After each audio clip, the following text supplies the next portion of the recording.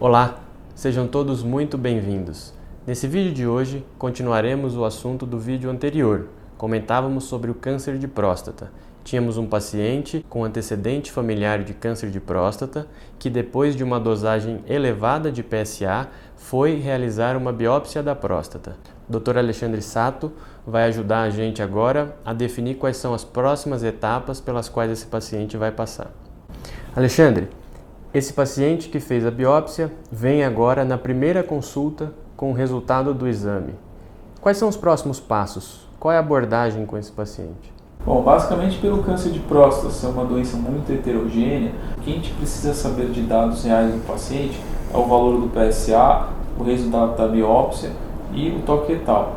Com esses três dados a gente consegue predizer ou pelo menos ter uma ideia de qual é a gravidade dessa doença, que pode ser uma doença de baixo risco ou uma doença de alto risco. Hoje nós temos ressonância, temos tomografia, urotomografia, ou seja, temos uma série de exames avançados e modernos que podem ser feitos. E só com esses três dados básicos a gente consegue classificar o paciente? Ele não precisa de mais nada? Ele não precisa passar por um desses exames? A maior parte dos pacientes hoje em dia não precisam de exames para ser estadiados. Um grupo pequeno de pacientes realmente vai precisar de fazer esse exame de estadiamento. Como o Alexandre bem comentou, baseado em dados iniciais como o PSA, o toque retal da próstata e o resultado da biópsia, a gente consegue classificar os pacientes quanto ao grau de risco e agressividade da doença.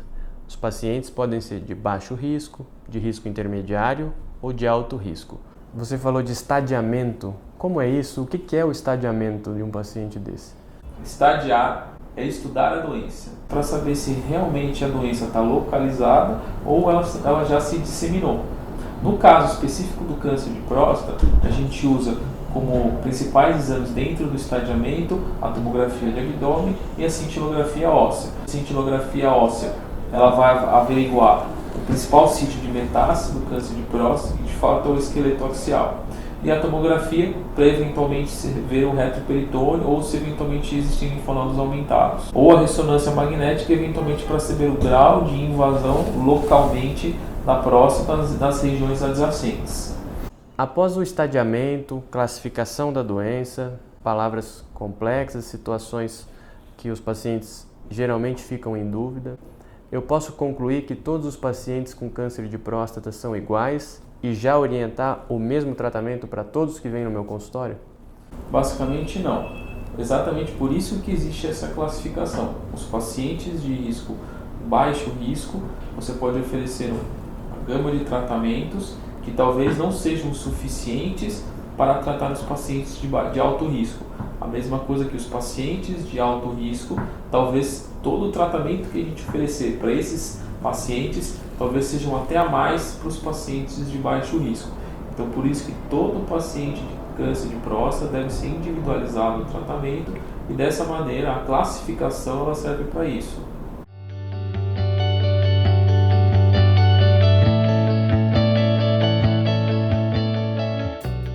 Que deu para entender bem que a gente, depois do diagnóstico da biópsia, a gente classifica esse paciente, a gente procura por outros focos da doença para definir se ela está restrita à próstata ou não, e aí a gente parte então para as opções de tratamento.